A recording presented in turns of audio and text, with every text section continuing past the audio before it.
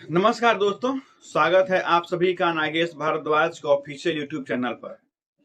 दोस्तों, जैसा कि आप लोग जानते हैं कि बेल्ट्रॉन की बहुत बड़ी वैकेंसी आने वाली है। बिहार में डाटा एंट्री ऑपरेटर की वैकेंसी आने वाली है, जिसका एग्जाम बेल्ट्रॉन लेगा। सीबीटी एग्जाम और टाइपिंग एग्जाम ये सारा बेल्ट्रॉन लेता है। तो बहुत सारे दोस्तों का यह सवाल था कि जो भी डाटा एंट्री ऑपरेटर का जो अभी वैकेंसी आने वाला है, तो डाटा एंट्री ऑपरेटर का जॉब प्रोफाइल क्या होता है, उनको क्या काम करना होता है, इस पर जरा प्रकाश डालिए। ये हमसे अनुरोध किया गया था। तो आज आपको हम बताने वाले हैं कि एक्चुअली डाटा एंट्री ऑपरेटर का काम होता क्या है।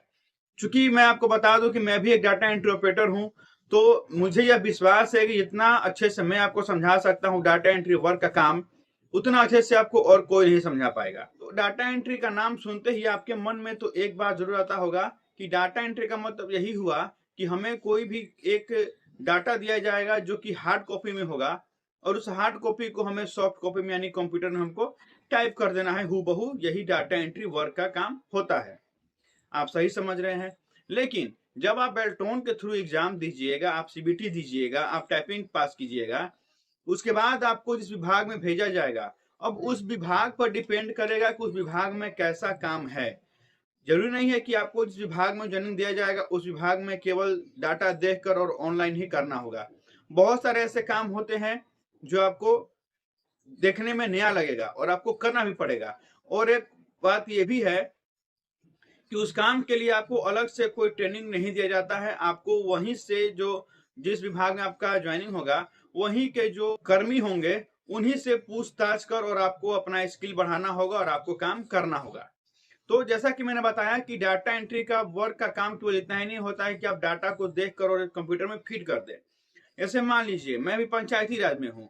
पंचायती राज में बहुत सारा काम है, जैसे कि जन्म बनाना, मृत्यु बनाना, फिर से जीपीडीपी प्लान को ऑनलाइन करना, और भी बहुत सारे काम है, जैसे कि जीवन मृत्यु प्रमाण पत्र करना।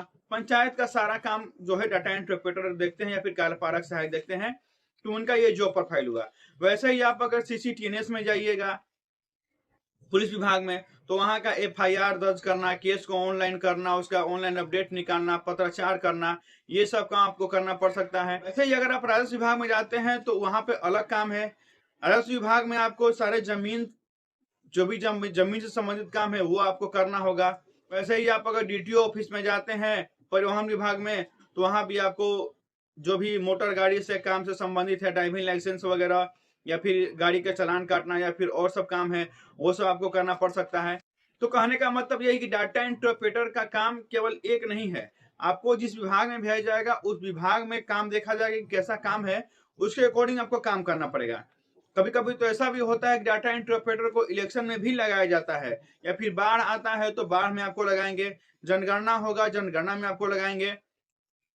तो एक ऐसा नहीं है कि आपको केवल डाटा एंट्री का काम ही करना होगा। बहुत सारे ऐसे भी वर्क हैं। डाटा एंट्री ऑपरेटर को हमेशा प्रतिनियुक्त भी किया जाता है एक विभाग से दूसरे विभाग में। जिस विभाग का काम पेंडिंग होगा, डाटा एंट्री ऑपरेटर फिर कार्यपालक सहायक को उसमें प्रतिनियुक्त कर दिया जाता है। तो ऐसा नहीं है कि आपको केवल अपना ही काम करना है, आपको सारे विभाग को लेकर चलना है। आपके कंधे पर बहुत बड़ी जिम्मेदारी होती है। तो आशा करता हूं कि आपको आपका जॉब प्रोफाइल समझ में आया होगा। और ज्यादातर काम आपको यह भी हो सकता है कि आपको हिंदी में कोई भी पत्र लिखना हो। जैसा कि आप जानते हैं कि जो भी विभाग होते हैं, सरकारी विभाग, वो पत्राचार के माध्यम से ही कोई भी संदेश को आदान प्रदान करते हैं। तो हिंदी आपको जानना जरूरी है। हिंदी आप टाइपिंग सीख लें, क्योंकि जो भी पत्राचार होता है वो हिंदी के माध्यम से ही होता है, यानी हिंदी में ही पत्र को लिखा जाता है। तो आपको ये भी काम मिल सकता है कि आपसे पत्र लिखवाया जाए और उस पत्र को भिजवाया जाए मेल से या फिर हार्ड कॉपी से। तो ये भी डाटा एंट्री ऑपरेटर का काम मिल सकता है। तो आप अपने स्किल को बढ़ाइए, कंप्यूटर में अच्छी जानकारी प्राप्त कीजिए, एक्सेल, वर्ड, और आपका जो हिंदी इंग्लिश टाइपिंग है उस पर आप कमांड रखिए। बस इसी स्किल को आपको काम में लाना है, और जहां भी आप जाइएगा आपको इसी स्किल से आपको काम करना होगा। ज्यादा कोई हार्ड वर्क नहीं है, इतना मत सोचिए कि आपको दिन भर काम करना पड़ेगा। हाँ, कुछ विभाग ऐसे हैं जहां पर 10 से 5 आपको एकदम काम करना ही है। कभी कभी 6, 7, 8 भी रात बज जाते हैं।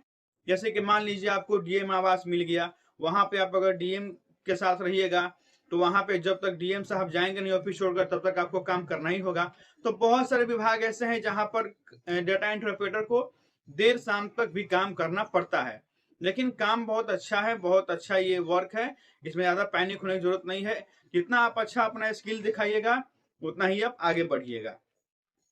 अब बात कर लेते हैं कि बेल्ट्रॉन से जब आप एग्जाम पास कीजिएगा तो आपका ज्वाइनिंग कितने दिनों में होता है, ये भी बहुत सारे दोस्त हमारे प्रश्न पूछ रहे थे।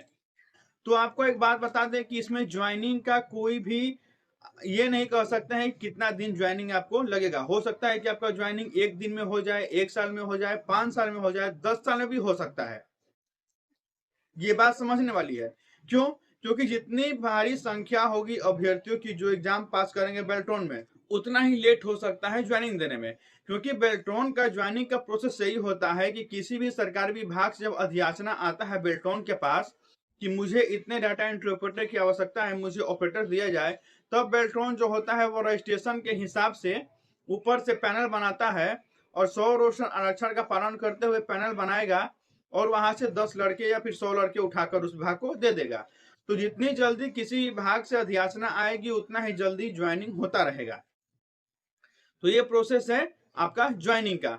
तो अगर आप पार्ट टाइम करना चाहते हैं, जैसे कि आप कोई काम कर रहे हैं या फिर आप किसी चीज की तैयारी कर रहे हैं, तब तक आप आराम से ये फॉर्म भर सकते हैं और बेल्ट्रॉन में आप वेट कर सकते हैं कि आपका नंबर कब आएगा और आप ज्वाइनिंग अपना ले सकते हैं। एक चीज तो है इसमें कि आपको पैनिक नहीं होना है, आपको थोड़ा धैर्य रखना है, क्योंकि ज्वाइनिंग में 3 से 4 से 5 साल भी लग जाते हैं। अभी आप देख लीजिए 2019 का एक फॉर्म पिछले बार बेल्ट्रॉन का आया था और ज्वाइनिंग देते देते 2024 हो गया। 2019 में बेल्ट्रॉन के द्वारा 7,000 समथिंग जो अभ्यर्थी थे वो पास हुए थे और उन अभ्यर्थियों को ज्वाइनिंग देने में बेल्ट्रॉन 2019 से 2024 तक मतलब 5 साल में ज्वाइनिंग दिया है। और समझ सकते हैं कि 7,000 अभ्यर्थियों को ज्वाइनिंग देने में 5 साल लग गया। क्योंकि बीच में कोविड भी आया था तो उससे कोई लेना देना नहीं है, हो सकता है कोविड से भी लेट हुआ हो। तो ऐसे आप मान सकते हैं कि आपको 3 से 4 से 5 साल आपको वेट करना ही पड़ेगा। ज्यादा पैनिक होइएगा तो फिर आपके लिए ये जॉब नहीं है। ज्यादा पैनिक नहीं होना है, बस धैर्य रखना है और इंतजार करना है कब आपका नंबर आएगा पैनल में और आपको ज्वाइनिंग मिलेगा। तो आशा करते हैं कि आपको ये जॉब प्रोफाइल जो है वो समझ में आया होगा कि क्या आपको काम करना है, कौन से ऑफिस में आपका ज्वाइनिंग हो सकता है। तो उसके अकॉर्डिंग ही आप अपने आप को तैयार कीजिए, अपने स्किल को बढ़ाइए। और एक बात समझ जाइए कि कहीं भी स्किल का ही पूजा होता है, आपके मेहनत का ही पूजा होता है। तो अपने आप स्किल में और अपने मेहनत में कोई भी कमी मत रखिएगा। इसी आशा के साथ मिलेंगे अगले अंक में आपको एक नए अपडेट के साथ बेल्ट्रॉन के बारे में। तब तक के लिए धन्यवाद।